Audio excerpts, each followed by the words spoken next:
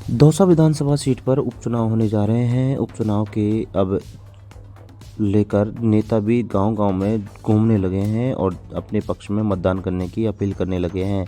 हमने news 18 local के माध्यम से निर्दलीय प्रत्याशी के रूप में नामांकन दाखिल करने वाले रोहित कुमार से वार्ता की है और उन्होंने शिक्षा को लेकर कई प्रकार के दावे किए हैं और विकास को लेकर भी कई प्रकार के दावे किए हैं और उन्होंने कहा है कि अगर हम जीत कर आएँ तो इन मुद्दों पर हम विकास करवाएंगे।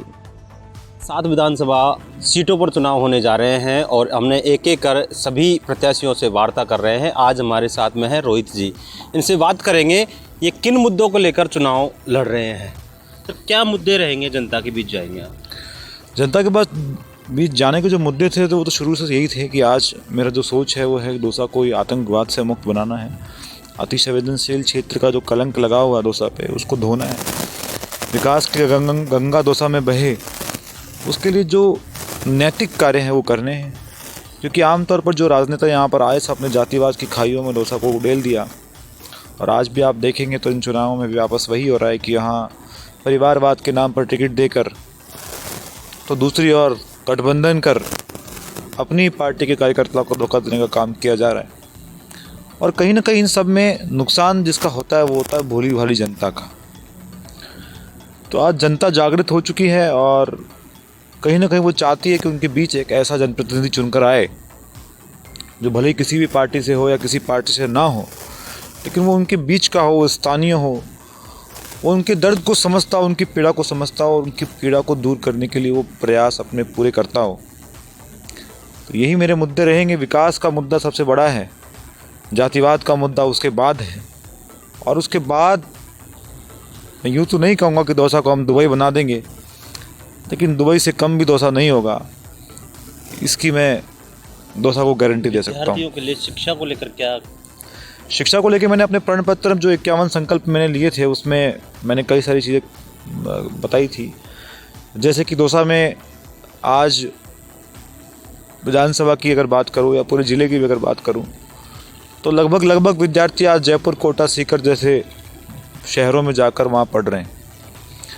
इससे ना सिर्फ दौसा की इकोनॉमी में फ़र्क पड़ रहा है, बल्कि उन बच्चों के परिवारों पर भी बहुत प्रभाव पड़ रहा है। बहुत पीड़ा उनको रहती है, काफ़ी पैसा उनका लगता है।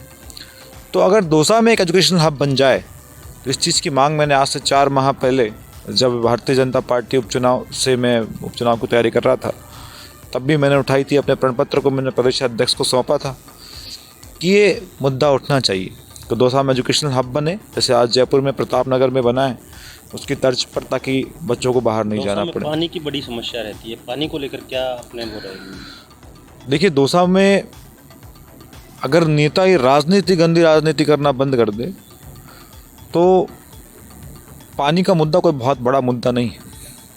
अभी आप हाल ही में देख लीजिए, इस बार पूरे प्रदेश में जो बरसात हुई, और बरसात कितने अच्छे स्तर की हुई, लेकिन उस जल के संरक्षण और संवर्धन को लेकर किसी ने कुछ नहीं किया। वो पानी आया और व्यर्थ चला गया। तो अगर सिस्टम तरीके से सेट किया जाता है तो मुझे लगता है ना तो पानी की कमी रहती है, ना सड़कों की कमी रहती है। आज आप सड़कों की बात कीजिए तो आज सड़कें जो 5-5 साल से जो सड़कें ऐसे की वैसी पड़ी थी, आज उपचुनाव के समय हम जैसे कार्यकर्ताओं को जब उन मुद्दों को उठाना पड़ा, प्रदेश तक पहुंचाना पड़ा, बार बार मीडिया में आप लोगों की सहायता से उसको आगे ले जाना पड़ा, तब जाके आज उन सड़कों के गड्ढे भर रहे हैं। तो कहीं ना कहीं अगर नेता मजबूत हो, अगर नेता इरादे वाला हो, झूठे वादों वाला ना हो, तो कोई समस्या जनता की नहीं रह जाती है, ऐसा मैं मानता हूँ। बिल्कुल, ये रोहित हैं जो बता रहे हैं कि जनता की ऐसी कोई समस्या नहीं है अगर नेता कार्य करें तो। दौसा से पुष्पेंद्र मीणा की रिपोर्ट।